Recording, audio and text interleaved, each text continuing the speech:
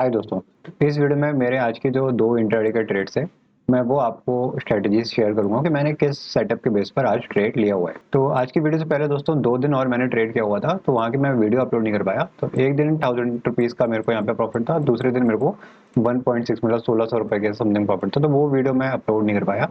तो हो सकता है बाद में जब मैं इस मंथ एंड पे आपको पूरा आपका जो भी मतलब प्रॉफिट या लॉस है मंथ के क्लोजिंग में वो दिखाऊंगा। तो हो सकता है आप लोग बोलें कि वीडियो में तो मतलब कैलकुलेशन अलग आ रहा है, इसमें अलग आ रहा है। तो इसलिए हो सकता है क्योंकि ये जो वीडियो है जो स्किप हुआ है इसका डेटा आपको वीडियो के तौर पे ना मिले। तो चलिए यहाँ पे जो अपनी एनालिसिस है वो शुरू कर लेते हैं। तो स्टॉक का नाम है दोस्तों हिंडाल्को। टाइम फ्रेम मैंने 1 मिनट का लिया हुआ था। तो हिंडाल्को क्या कर रहा था, आज के दिन डाउन ट्रेंड में था। ठीक है, तो ये जो आप रेड लाइन देख रहे हैं, ये जो मूविंग एवरेज की लाइन है, तो इस पे से रिजेक्शन फेस करके बार बार नीचे की तरफ आ रहा था। तो रिसेंटली भी आप देखेंगे कि देखिए ये वाली जो लाइन है एक ऐसी, ये वाली लाइन यहाँ पे से इस पॉइंट से बार बार रिजेक्शन फेस हो रहा था। और साथ में आप नीचे देखेंगे अगर, तो यहाँ पे इस पॉइंट पे इधर से हम एक फिबोनाची रिट्रेसमेंट ड्रॉ करते हैं ऐसा। तो यहाँ से अगर एक फिबोनाची रिट्रेसमेंट ड्रॉ करेंगे तो इधर पर आपको देखेंगे कि ये जो रिजेक्शन एक और आया हुआ है यहाँ पे, ये 61.8 वाला जो लेवल है यहाँ पे से रिजेक्शन फेस किया है। तो देखिए यहाँ से सपोर्ट लेने की कोशिश करी थी, उसके बाद यहाँ पे सपोर्ट लेने की कोशिश करी थी, लेकिन यहाँ पे रिजेक्शन फेस करके फिर नीचे आया हुआ है और यहाँ पे दोबारा 61.8 लेवल से दोबारा रिजेक्शन लिया हुआ है और यहाँ पे मूविंग एवरेज का भी रेजिस्टेंस लेवल मौजूद है। तो इस बेसिस पर यहाँ पे इस ट्रेड में एंट्री बनाई हुई थी। तो एंट्री का जो पॉइंट था इस वाली कैंडल पे, ये जो आप लाइन देख रहे हैं, इस वाली कैंडल पे एंट्री इनिशिएट हुई थी, सेलिंग की एंट्री इनिशिएट हुई थी।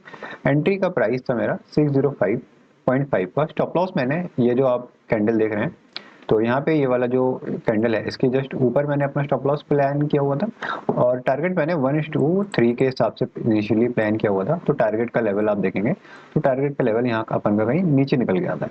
तो चलिए देख लेते हैं कि अपनी स्टॉक ने कैसी परफॉर्मेंस दी है। तो दोस्तों देखिए, स्टॉक ने अपना यहाँ पे स्टॉप लॉस हिट कर दिया। तो इस पॉइंट पे अपना स्टॉप लॉस हिट हो गया था, तो यहाँ पे अपने ट्रेड में एग्जिट ले लिया है। बाद में भले ही फिर स्टॉक कहीं पे भी जाए, लेकिन जब हमारा स्टॉप लॉस हिट हो जाता है तो हमको वहां से ट्रेड से एग्जिट ले लेना है। तो सेकंड स्टॉक दोस्तों अपना था इंडस इंड बैंक का। टाइम फ्रेम यहाँ पे 1 मिनट का लिया हुआ था।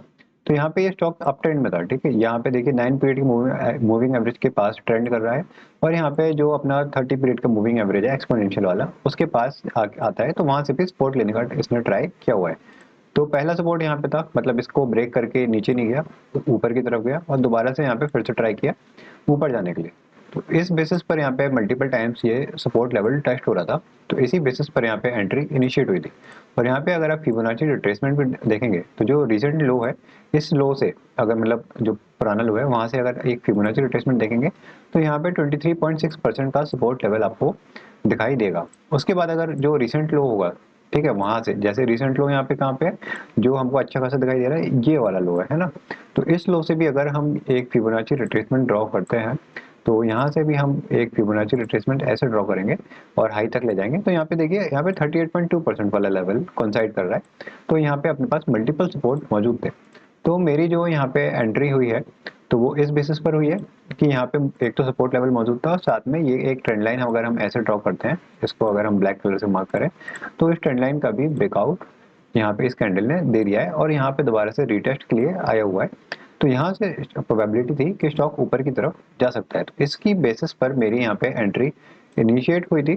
तो एंट्री का जो मेरा पॉइंट था वो यहाँ पे आप देख सकते हैं, ये जो ब्लैक वाली लाइन और ब्लू वाली लाइन कॉन्साइड कर रही है, इस पॉइंट पे मेरा एंट्री हो गया था 777 रुपीज़ पे। तो 777 पर मैंने यहाँ पे एंट्री ले ली थी और स्टॉप लॉस जो मैंने प्लान किया हुआ था तो वो इस सपोर्ट लेवल के पास, तो इस सपोर्ट लेवल के नीचे मैंने अपना स्टॉप लॉस प्लान किया था। टारगेट 1:3 के हिसाब से यहाँ पे अपन को जो ग्रीन वाली लाइन दिख रही है वो होता। तो यहाँ पे स्टॉक ने कैसी परफॉर्मेंस दी है, तो देखिए स्टॉक ने यहाँ पे अपना स्टॉप लॉस हिट कर दिया था। ठीक है, इस पॉइंट पे अपना स्टॉप लॉस हिट कर दिया था, इसी के पास से ही सपोर्ट लेने लग रहा था। अब देखिए एक बार स्टॉप लॉस हिट हो जाए तो बाद में स्टॉक कहाँ जा रहा है कहाँ नहीं जा रहा है उससे हमको मतलब नहीं होना चाहिए। तो देखिए बाद में भले ही अपने टारगेट की तरफ गया, लेकिन यहाँ पे अपना जो स्टॉप लॉस हंट हो गया इस पॉइंट पे। तो स्टॉप लॉस हंट होने के बाद हमको वहाँ ट्रेड से एग्जिट ले लेना है। तो यहाँ पे अपने जो दोनों ट्रेड्स हैं दोनों में हमको यहाँ पे लॉस हुआ है, तो वो आपको मैं एक बार स्क्रीन पे दिखा देता हूँ। तो यहाँ पे आप देख सकते हैं कि आज के ये मेरे पोजीशन है, तो इसको एक बार रिफ्रेश कर लेंगे। तो इधर आप देखिए कि टोटल लॉस है 2000 रुपीज़ का। पहला स्टॉक में जो एंट्री लिया था वहाँ पे 1000 का लॉस है जो हिंडाल्को का था, और सेकंड स्टॉक था इंडस्ट्रियल का, यहाँ पे 970 का यहाँ पे लॉस हुआ है। तो देखिए, लॉस हो या प्रॉफिट हो, लेकिन आपको कंसिस्टेंसी बनानी रखनी है आपकी स्ट्रेटेजी में। ठीक है, आप अगर वो ऐसा लगता है कि मल्टीपल लॉसेस हो रहे हैं, उसके बाद आप क्विट कर रहे हैं, दूसरी स्ट्रेटेजी ढूंढ रहे हैं, तो वो सही तरीका नहीं है। पहले आपको एक ही स्ट्रेटेजी को मल्टीपल टाइम टेस्ट करना है, महीनों तक टेस्ट करना है। बैक टेस्ट तो आप कर ही लेते हैं, उसके बाद फॉरवर्ड टेस्टिंग भी करनी है, मतलब लाइव मार्केट में टेस्ट करनी है। तो वही मैं आपको दिखा रहा हूँ कैसे आपको डिमोटिवेट नहीं होना है और आप लोगों को अपना साइकोलॉजी ऐसे डेवलप करनी है। तो आई होप कि वीडियो से कुछ सीखने को मिलेगा। तो चलिए मिलते हैं अगली वीडियो में, तब तक के लिए गुड बाय।